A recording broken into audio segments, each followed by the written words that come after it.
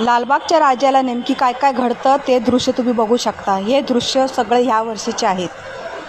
किती त्रासात भक्त लाईनीवर उभं असतात आणि त्यांना 1 सेकंडसाठी दर्शन भेटायला पण बघा किती बुक्की खायला लागतात. ढकेलतात गरीब भक्तांना. एवढा त्रास. मी पण 9 तास उभी होती, मी आणि माझी बहीण. आम्ही दोघी 9 तास उभे होतो आणि ह्या 9 तासामध्ये चरण दर्शनासाठी 1 सेकंड फक्त भेटला आणि त्या 1 सेकंडमध्ये ते लेडीज बायका आम्हाला किती मारत होत्या.